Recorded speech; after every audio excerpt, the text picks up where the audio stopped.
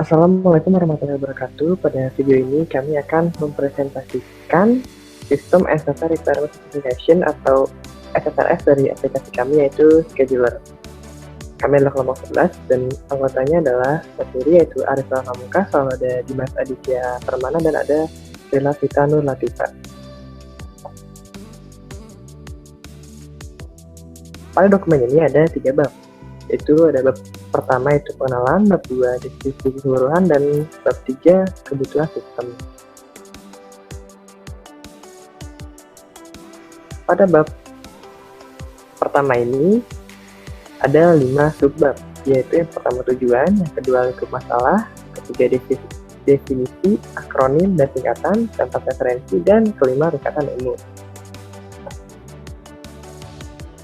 Tujuan Dokumen System and Software Requirement Specification atau SSRS ini merupakan dokumen untuk mendefinisikan kebutuhan perangkat lunak yang meliputi antarmuka eksternal dan atribut serta mendefinisikan tugas perangkat lunak. Lalu ada lingkup masalah. Lingkup masalahnya berarti pada sifat lalainya manusia sehingga terjadi masalah seperti lupa terhadap jadwal ataupun batas waktu tugas. Jadi perangkat lunak ini dapat membantu sifat lalainya manusia, dapat mengingatkan pengguna mengenai kegiatan apa yang akan datang, juga dapat mengingatkan batas waktu suatu tugas. Definisi, akronim, dan singkatan. SSRS. Spesifikasi kebutuhan perangkat lunak, nah itu adalah arti dari System and Software Requirement Specification, merupakan spesifikasi dari perangkat lunak yang akan dikembangkan. Lalu ada SSRS-SCH.K-XXXX, kode untuk mempresentasikan kebutuhan pada SCH, dengan SCH sebagai kode perangkat lunak, SC.K sebagai kode fase, dan XXXX adalah digit atau nomor kebutuhan. Ada DFD atau Data Flow Diagram, diagram dan notasi untuk menunjukkan aliran data pada perangkat lunak. Lalu ada ERD atau Entity Relationship Diagram, diagram dan notasi untuk mempresentasikan struktur data statis pada perangkat lunak.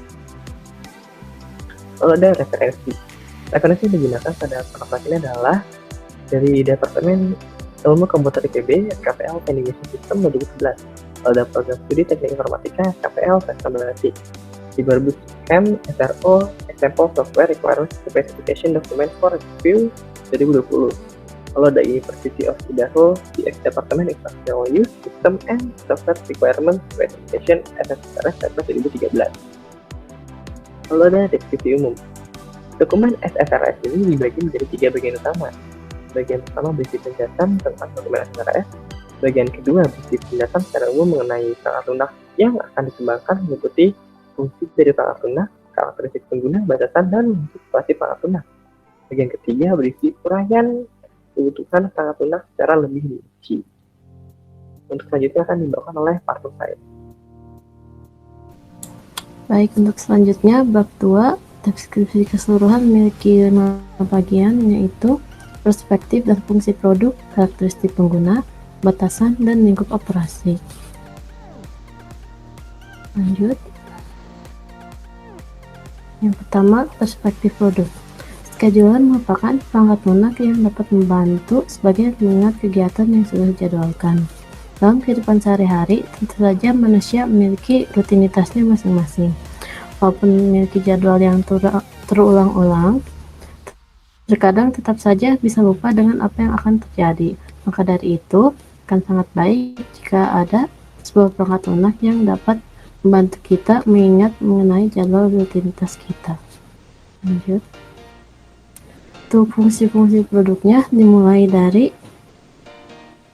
ID fungsi 01 sebagai fungsi input data jadwal, 02 fungsi menampilkan kalender serta jadwal, fungsi 03 menampilkan mengingatkan jadwal, fungsi 04 menginput alarm, fungsi 05 membuat jadwal sharing akses, fungsi 06 mengedit jadwal, fungsi 07 memilih opsi mengingat jadwal, fungsi 08 mengubah tampilan, fungsi 09 menambahkan, fungsi 010 fungsi sign up, fungsi 11 untuk login, fungsi 12 untuk edit profil. Selanjutnya fungsi 13 Google. Fungsi 15 tersedia 24 jam sehari, 7 hari seminggu. Fungsi 16 tidak pernah gagal menampilkan dan mengingatkan jadwal. Fungsi 17 kemudahan instalasi. Fungsi 18 membutuhkan RAM minimal 512 MB dan storage 100 MB. Dan fungsi terakhir 19 antarmuka menggunakan bahasa Indonesia. Untuk karakteristik pengguna yaitu user customer dengan peran sebagai individu yang menggunakan aplikasi scheduler, memiliki hak akses ke aplikasi dengan ID fungsi 01, 02, 03 sampai 013. Untuk batasan-batasannya, batasan pada pengembangan perangkat lunak adalah yang pertama, maksimal jadwal yang dibuat per hari ada 5 jadwal. Yang kedua, untuk membuat jadwal lebih dari 5 per hari harus login terlebih dahulu. Dan yang terakhir, untuk membuat jadwal yang bisa diakses orang lain harus juga login terlebih dahulu.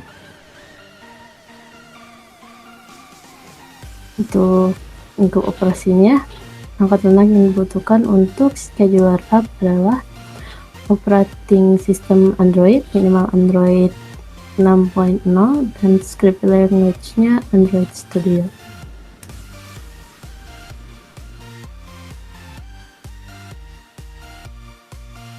Oke, di sini kita masuk ke bab 3 yaitu mengenai kebutuhan sistem.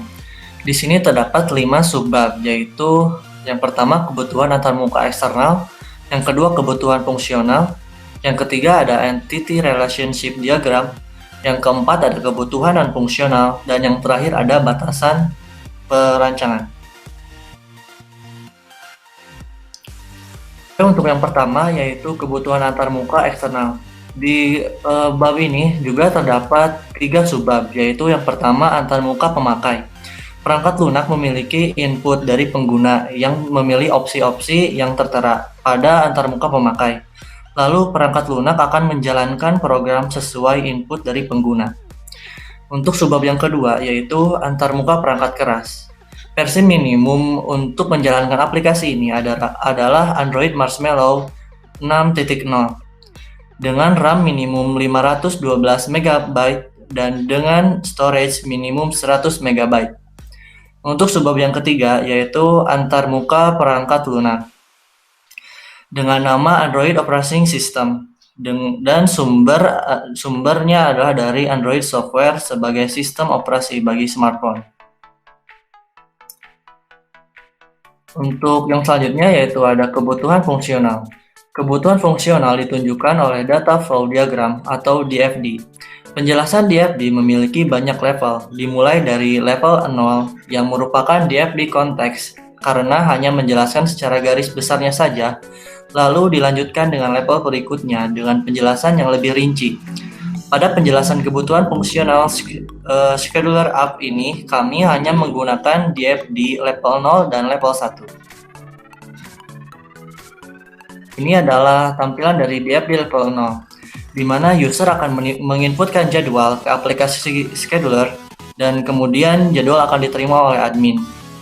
Kemudian admin akan menampilkan jadwal yang telah diinputkan tadi kepada aplikasi scheduler dan nanti user akan menerima dari aplikasi scheduler. Dan pada waktu yang tepat nanti aplikasi scheduler akan mengirimkan alarm kepada user.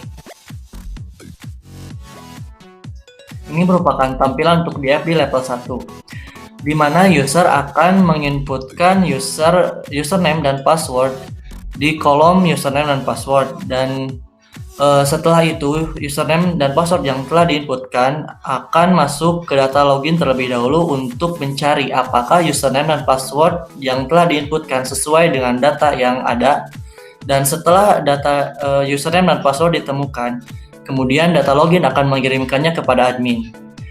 Nah, dari admin kemudian akan mengkonfirmasi kepada user bahwa password dan username-nya itu terdapat pada aplikasinya. Kemudian user dapat membuat jadwal di dalam menu jadwal. Kemudian setelah membuat jadwal akan dikirimkan kepada admin. Setelah admin mengkonfirmasi kepada kemudian setelah dikirimkan, admin akan mengkonfirmasi kepada user bahwa penjadwalan telah sukses. Juga sekaligus admin akan mengirimkan kepada sistem sistem mengenai penjadwalan terbaru. Kemudian jika user ingin melihat menu jadwal, dapat menekan ke tombol menu daftar jadwal. Kemudian sistem akan memberikan daftar jadwal yang diinginkan oleh user. Setelah itu, alarm akan berbunyi sesuai dengan waktu yang telah ditentukan oleh user. Ini merupakan tampilan dari Entity Relationship Diagram.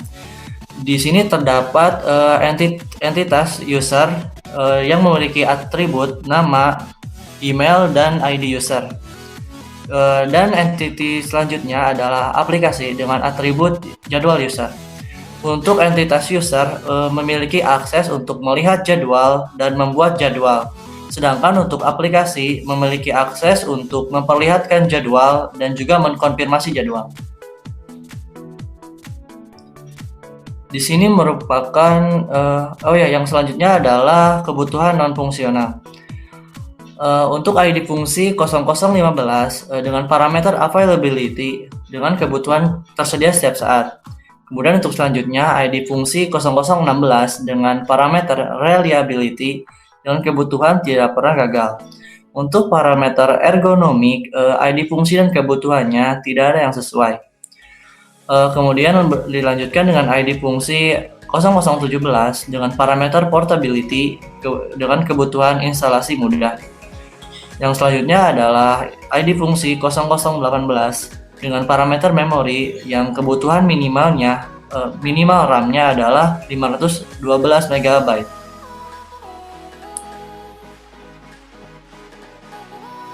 Yang selanjutnya adalah parameter response time yang ID fungsi dan kebutuhannya tidak sesuai. Dilanjut dengan parameter safely yang ID fungsi dan kebutuhannya sama, tidak sesuai. Dan selanjutnya adalah parameter security, ID fungsi dan kebutuhannya sama, tidak sesuai. Dan yang terakhir adalah ID fungsi dengan kode 0019 dengan parameter communication dengan kebutuhan bahasa Indonesia. Yang terakhir adalah batasan perancangan. Scheduler Alt hanya dapat dijalankan pada sistem Android. Input serta pengubahan jadwal secara tak terbatas hanya dapat dilakukan oleh user yang memiliki akun. Terima kasih telah menonton video ini. Mohon maaf apabila ada kesalahan. Wassalamualaikum warahmatullahi wabarakatuh.